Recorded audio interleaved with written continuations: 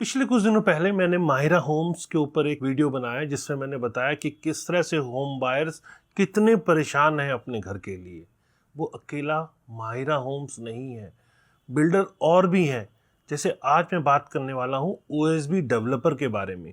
किस तरह से ओएसबी डेवलपर के प्रोजेक्ट्स कई जगहों के ऊपर अटके हुए हैं और बायर्स को वहाँ पर घर नहीं मिल पा रहा है। किस तरह से होम बायर्स वहाँ फंसे हुए हैं और फिर रेरा ने उस पर क्या एक्शन लिया है। क्या होम बायर्स को घर मिल पाएगा ओएसबी डेवलपर द्वारा? आज इस वीडियो में आपको मैं डिटेल में बताने वाला हूँ।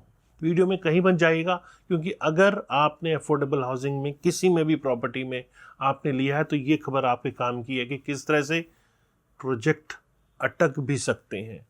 क्या अथॉरिटी को वहाँ रोल प्ले करना चाहिए था जो अथॉरिटी नहीं कर रही है, और किस तरह से अब उसके सॉल्यूशन पे वर्क किया जा रहा है। तो चलिए वीडियो में मैं डिटेल में इन सभी एस्पेक्ट्स पे आपको एक्सप्लेन करता हूँ।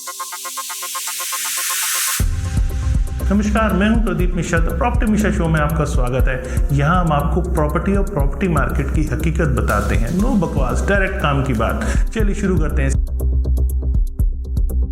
ओएसबी डेवलपर, जी हाँ, 3 प्रोजेक्ट लॉन्च किए 2018 ऑनवर्ड्स में बात करूं। इसमें एक ओएसबी एक्सप्रेसवे टावर है जो कि सेक्टर 109 प्राइम सेक्टर में प्राइम लोकेशन पे। वैसे ही एक प्रोजेक्ट गोल्फ हाइट है जो कि सेक्टर 69 के अंदर है, और तीसरा वैनिटियन सेक्टर 70 के अंदर है।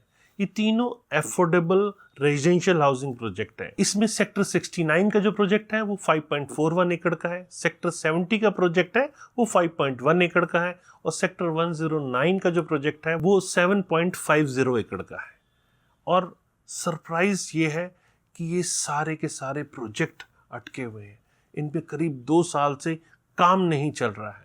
लोगों ने, बहुतों ने शिकायत करी, और यहाँ तक कि जो लोग अपने आशियाना सोच रहे थे कि उनको आशियाना मिलने वाला है, वो नियर कंप्लीशन आने के बावजूद भी लोगों को घर नहीं मिल पाया। घर नहीं मिल पाया तो लोगों ने आवाज उठाई, लेकिन आवाज उठाने के बावजूद भी बहुत समय बीत गया, लोगों को घर नहीं मिल पाया अभी तक। क्यों डेवलपर प्रोजेक्ट नहीं दे रहे हैं, ये भी आपको समझने की जरूरत पड़ती है। होता क्या है कि अफोर्डेबल हाउसिंग प्रोजेक्ट्स की जब हम बात करते हैं तो यहाँ पर एमआरपी अथॉरिटी द्वारा सेट की जाती है।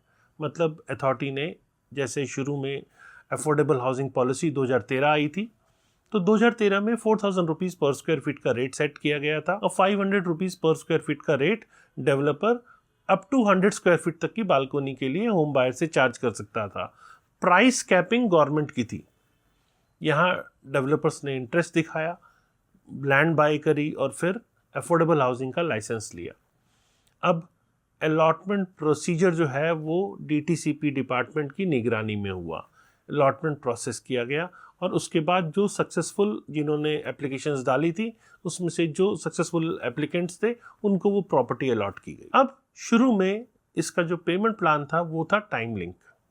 अब जब टाइम लिंक पेमेंट प्लान होता है तो डेवलपर बायर से हर 6 महीने पे 12.5% की इंस्टॉलमेंट आती थी। जैसे बुकिंग अमाउंट अक्सर 5% होता था, और 20% at the time of allotment, और रेस्ट जो 75% बचता था उसे डेवलपर हर 6 मंथ्स के अंदर 12.5% ईच क्वार्टर की जो हाफ ईयरली इंस्टॉलमेंट होती है उस हिसाब से चार्ज करता था। टाइम बीतता जाता था, डेवलपर काम करे ना करे, बायर को टाइमली पेमेंट करनी जरूरी होती थी, नहीं तो डेवलपर द्वारा उसे कैंसिल कर दिया जाता था।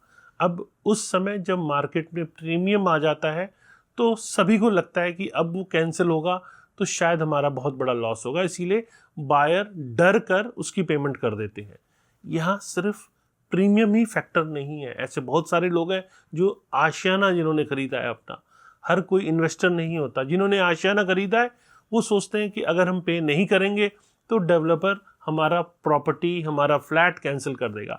इस डर में भी लोग इंस्टॉलमेंट्स को पे कर देते हैं।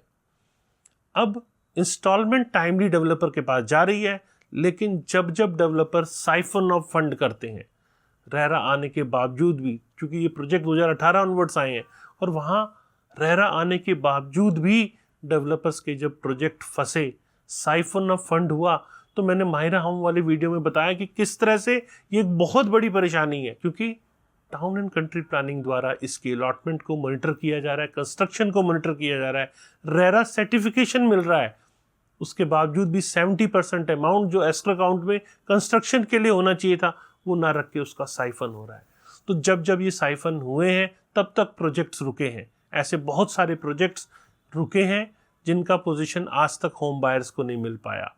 तो ऐसा ही एक डेवलपर, ओएसबी डेवलपर जिसका काम रुका।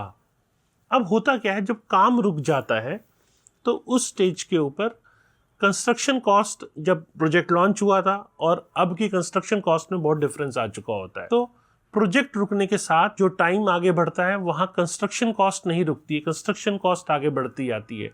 और अफोर्डेबल हाउसिंग का प्रोजेक्ट एक ऐसा प्रोजेक्ट होता है जिसमें अगर थोड़ा बहुत भी साइफन ऑफ फंड हुआ तो बहुत ज़्यादा डेवलपर उससे कोप अप नहीं कर पाता, क्योंकि टाइम भी बढ़ जाता है।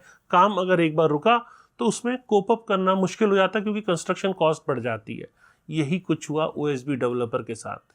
नियर कंप्लीशन प्रोजेक्ट आने के बावजूद फिनिशिंग होके होम बायर्स को घर नहीं मिल पा रहा है। 2 साल से लोग धक्के खा रहे हैं, लोगों को घर नहीं मिल पा रहा। तो इस पे रेरा ने अब सुओ मोटो एक्शन लिया और सख्त हुई रेरा। फरवरी 19 को रेरा ने, जो प्रमोटर हैं स्वराज सिंह यादव, इनको डायरेक्ट किया कि आपको नेक्स्ट हियरिंग में प्रेजेंट होना है। नेक्स्ट हियरिंग मतलब फरवरी 26, 2024 को है इसकी नेक्स्ट हियरिंग।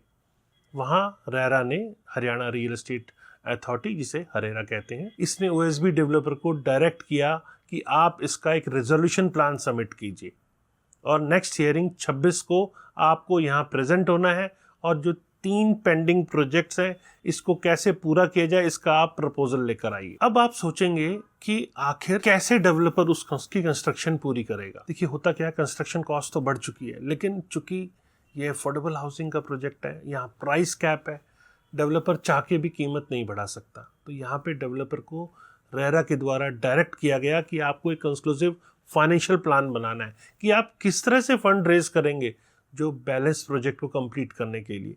उसके लिए आपको एग्जिस्टिंग इन्वेंट्री अगर आपके पास है तो वो आप बेच सकते हैं, आप फाइनेंशियल इंस्टीट्यूशन से लोन ले सकते हैं प्रोजेक्ट को कंप्लीट करने के लिए, और इस सब की डिटेल वर्किंग करके कंक्लूसिव प्लान बना के आपको नेक्स्ट हियरिंग, जो कि फरवरी 26, 2024 को होने वाली है, इसमें आपको एग्जैक्ट चीज़ें बतानी है।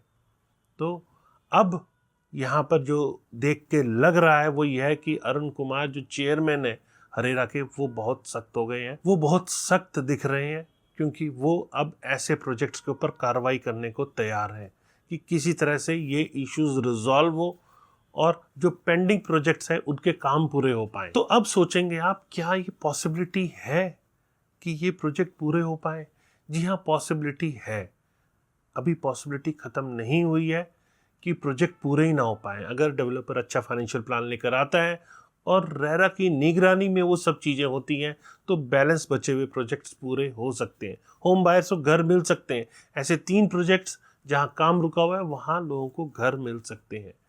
देखना है 26 तारीख को क्या फाइनेंशियल प्लान डेवलपर लेकर आता है और किस तरह से होम बायर्स को उनका घर मिलने की उम्मीद बन भी पाती है या नहीं बन पाती। ये आपको मैं 26 तारीख को जब कोर्ट की हेयरिंग होगी तो उसके बाद मैं आपको डिटेल्ड में ये सारी इंफॉर्मेशन लेकर आऊँगा कि क्या इस प्रोजेक्ट के बनने की वायबिलिटी है भी या नहीं है। तो अगर आप मेरे चैनल के सब्सक्राइबर हैं तो ये खबर आपको बहुत जल्दी ओएसबी 26 तारीख को क्या फाइनेंशियल प्लान लेकर आता है ये आपको मैं ज़रूर दूंगा। कैसी लगी मेरे द्वारा दी गई आपको सारी जानकारी? अगर जानकारी पसंद आई तो लाइक, कमेंट, शेयर करना ना भूलें और फ्यूचर में और रेगुलर ऐसे इंफॉर्मेटिव वीडियोस देखने के लिए मुझे सब्सक्राइब करें। नमस्कार एंड जय हिंद।